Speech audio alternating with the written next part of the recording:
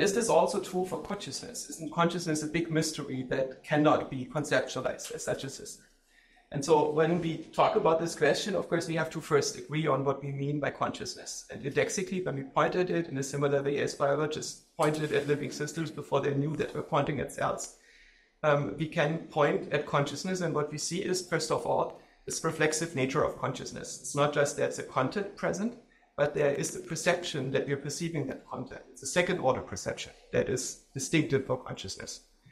I suspect there's a particular reason for this, because it's implemented a self-organizing process. And for this process to regulate itself, to stabilize itself, it needs to observe itself observing. Right? So it's basically an observer that is self-stabilizing in our own mind. And to ensure that it's an observer, it needs to test for whether it's observing. And so you see this especially, for instance, when you are exhausted. Imagine you're driving a car, you have difficulty to focus because you're tired. And you remind yourself that you're observing, you check whether you're still there. And if you don't do this in regular intervals, you would space out, fall asleep, and will be not conscious. It will possibly crash your car. Right? And so this is an edge condition where your brain is basically resisting being colonized by your consciousness and being controlled by it, and where you basically have to reinforce it. The other thing is consciousness is always happening now. It creates this bubble of nowness. And in this bubble of nowness, you perceive a coherent reality. You cannot perceive incoherent things. Right? Your bubble of reality might shrink or grow depending on how much you can make coherent in your current working memory context. But you can only perceive this coherent bubble. And this seems to be the content of your consciousness. And when you are very calm and when you are in sync with your environment and you can track everything, then this bubble increases. But it's not static. It's not a single moment. It's something like, for me, it usually is around 3 seconds long. It's just the moment into time. It's dynamic. It's stuff moving. It's basically the region in which I can fit a curve to my sensory data to make a perceptual interpretation. So functionally, I think that consciousness is an operator on mental states. It's the purpose is probably the creation of coherence. That's already somewhat of a hypothesis, not just an observation. So it could be something like a consensus algorithm. If you have ever looked at, for instance, crypto, you know that the blockchain needs to synchronize over all the instances of the blockchain. So there is an algorithm that allows them to reach a state in which no constraints are violated across all the different local representations of the blockchain. And maybe we can think of consciousness as something, a consensus algorithm in working memory, where all the features that are being observed are made compatible with all the other features that are being observed. And it facilitates a spreading organization in the mind. And it acts like the conductor of the mental orchestra. And so if you think of your brain areas roughly as instruments, where every instrument is a function that models one area of the domains of cognition, then they are listening to each other, to their neighbors, and form processing streams. And your consciousness might be seen as one of those instruments. It doesn't have superpowers in the sense that it's able to hear all the instruments at high resolution at the same time. Instead, it's going to focus on disharmonies in its orchestra, and then resolves those disharmonies by focusing on the individual instruments and then finding solutions to remove them. And if you're not conscious, you can still perform things, right? You are a sleepwalker. You're a somnambulist, you can get up at night and you can maybe walk out of your bed and open the fridge and cook dinner. But when you talk to a sleepwalker, there's nobody home. There is no rhyme and reason to what they're doing. Instead, they're just executing routines that they've learned while they are conscious. And this is another observation, that we are basically not learning while we are not conscious. So introspectively, consciousness is reflexive order perception that creates a bubble of nowness. Functionally, it's an operator that creates or increases coherence. It's a conductor of our mental orchestra.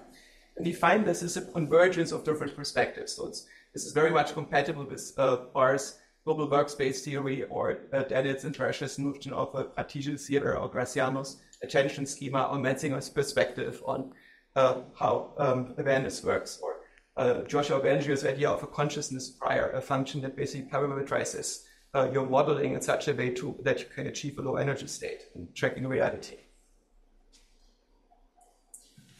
What is consciousness is not the same thing as intelligence, which I think is the ability to make models, or sentience, which I use as a term to describe the ability of a system to model itself in relationship to the world, so it can know what it's doing.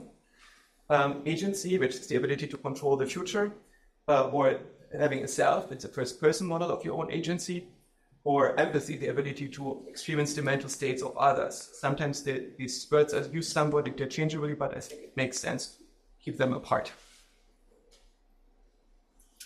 And we noticed that different cultures use different terminology to describe physical and psychological reality. I think the big problem is the hard problem in our own culture is that we don't have that distinction clear.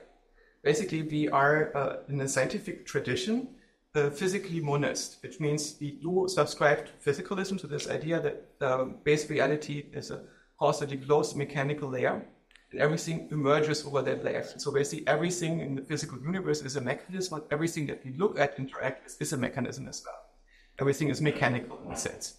And the modern version of this mechanism is some kind of computation that is implemented somehow in physics, that matter, energy, and space-time are ways to talk about information, how information is moving around between observable locations. Right? On the other hand, we observe experientially that there is a world that we can touch, the stuff in space, which we take to be the physical world, and there's another domain, which is thoughts, ideas, emotions, and our own consciousness, that is somehow separate from this. And what we, in our own culture, often fail to acknowledge is that the world that we touch is not the physical world. Right? We don't touch quantum mechanics. What we touch is a representation in our own mind. It's a game engine that is represented in our own mind. Both our consciousness and the stuff in space world that we touch are representations existing in the mind that is implemented in physics according to our best theories. So because of this confusion that we have difficulty to relate this to each other and don't realize that consciousness is a representation, that it's virtual, that only exists as if in the patterns of activations in neurons or in the patterns that exist in physics, right? That leads to confusion in our culture.